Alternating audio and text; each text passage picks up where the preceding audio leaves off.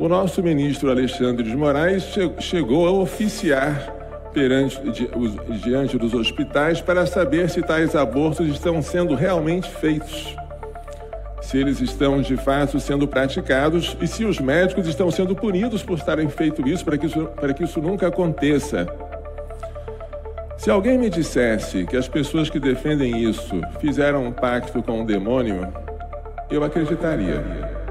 O nosso Conselho Nacional de Direitos da Criança e do Adolescente, o CONANDA, no dia 23 de dezembro do ano passado, antevéspera do Natal do Senhor, baixou uma resolução, para quem não sabe, mas muitos devem saber, né? Em que se libera o aborto para menores de 14 anos durante os 9 meses de gestação e sem o consentimento dos pais. Por 15 votos contra 3, esta resolução foi aprovada, tentou-se barrá-la na Justiça sem sucesso, foi publicada no Diário Nacional e está em vigor. De modo que hoje qualquer adolescente menor de 14 anos pode fazer aborto contra a vontade dos pais e até os 9 meses de gestação. Isto porque presume-se que a relação sexual antes dos 14 anos é sem consentimento. A criança ou o adolescente é incapaz de dar o seu consentimento. Curiosamente, este adolescente ou esta criança que não pode dar consentimento para a relação sexual é capaz, segundo o CONANDA, de dar o assentimento para o aborto, contrariando o nosso Código Civil, que diz que os menores de 16 anos são absolutamente capazes.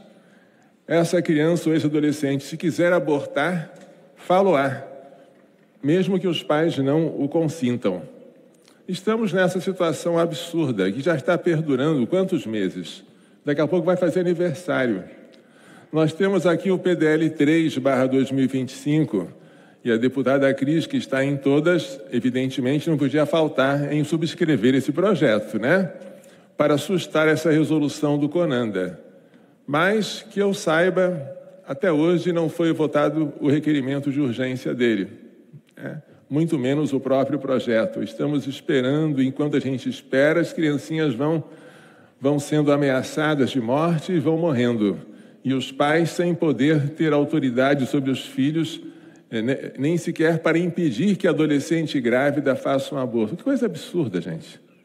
Isso é coisa que envergonha o nosso país. Mas nós temos também outras coisas, digamos, piores. O Conselho Federal de Medicina havia baixado uma resolução para proibir o aborto acima de 22 semanas, que é praticado com a assistolia fetal, com a injeção de cloreto de potássio no coração do bebê. Por que essa injeção? Porque se você fizer o aborto nessa idade gestacional, a criança nasce viva, ela chora. E depois de nascida, por algum motivo que eu não sei qual é, depois de nascida não se pode matá-la. Mas antes é permitido. Fora do útero, ela é uma pessoa. Dentro do útero, ela é uma coisa. Então, enquanto ela é uma coisa, você pode matá-la com uma injeção venenosa de cloreto de potássio, coisa que não se usa nem para os animais, mas você faz com os seres humanos. E o Conselho Federal de Medicina, que baixou essa resolução, foi contrariado pelo PSOL. O PSOL, um dos partidos da base governista, infelizmente, entrou com uma ação no Supremo, para uma DPF, para declarar que esta resolução era inconstitucional. E o ministro Alexandre de Moraes liminarmente aceitou o pedido, de modo que essa resolução está assustada, para a alegria dos abortistas e para a tristeza das crianças. Bem, nós temos também um projeto, o PL 1904 de 2024, que pretendia, espero que ainda pretenda, o requerimento de urgência já foi aprovado, equiparar o aborto tardio, até acima de 22 semanas, com as penas do homicídio simples. Um projeto maravilhoso.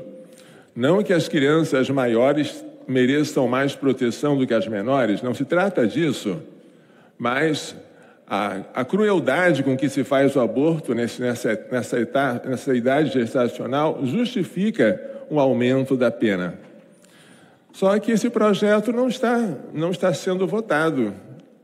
Está em requerimento de urgência, mas está parado. Nem o deputado Arthur Lira se dignou pôr em pauta, nem agora o deputado Hugo Mota, que eu saiba, deve ter assuntos mais importantes para tratar nesta casa, não é? Eu queria saber quais são eles. O que é mais importante que defender a vida de um inocente nascituro? Se existe, que me digam, porque para mim a vida tem prioridade. Antes da vida não há mais nada que se possa falar, porque ela é o pressuposto de todos os outros direitos. Quem não tem vida não pode gozar de segurança, de educação, de propriedade, de assistência médica. A vida é a base de tudo. Se nós postergamos a vida, o que estamos fazendo então aqui nessa casa? E nesse momento em que nós estamos vendo essa situação tão grotesca, que seria cômica se não fosse trágica, eu pergunto e vou fazer um desabafo aqui. Perdoem-me se eu vou chocar alguns de vocês. O que tem no coração alguma dessas pessoas que fazem questão de defender o aborto tardio com injeção no coraçãozinho do bebê? O nosso ministro Alexandre de Moraes chegou a oficiar diante dos hospitais para saber se tais abortos estão sendo realmente feitos. Se alguém me dissesse que as pessoas que defendem isso fizeram um pacto com o demônio, eu acreditaria. Se o demônio dissesse, tudo isso eu te darei se prostrando-te me adorares, como disse com Jesus no deserto. E se a pessoa, querendo agradar o demônio, dissesse, o que tu queres? Eu quero crianças bem grandinhas, gordas e oferecidas sobre o meu altar. Eu acho que só uma justificativa como essa explicaria essa corrida louca em favor da cultura da morte. Mas se só isso justifica a cultura da morte, então a nossa luta vai ter que ser além de fazer lobby, de fazer abaixo-assinado, de fazer pressão pelas redes sociais. A gente tem que usar armas espirituais. Nós, católicos, usamos desta arma, né? Nós rezamos o terço e rezamos pedindo a intercessão da nossa padroeira, Nossa Senhora Aparecida.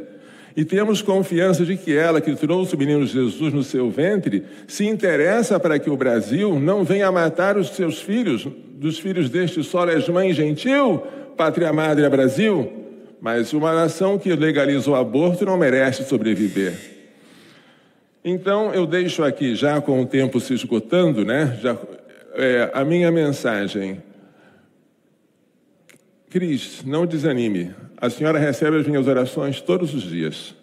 Deputados que apoiam a Cris, por favor, fiquem do lado dela, porque essa batalha tem um ônus muito grande. Nós somos perseguidos por todos os lados. E até por aqueles que consideraríamos nossos amigos.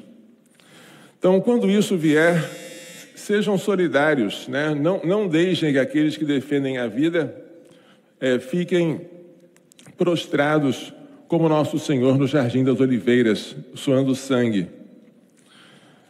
E para terminar, eu vou deixar com vocês uma bênção.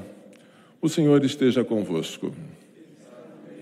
Que a bênção de Deus Todo-Poderoso, Pai, Filho e Espírito Santo desça sobre vós e permaneça para sempre. Coração Imaculado de Maria, livrai-nos da maldição do aborto.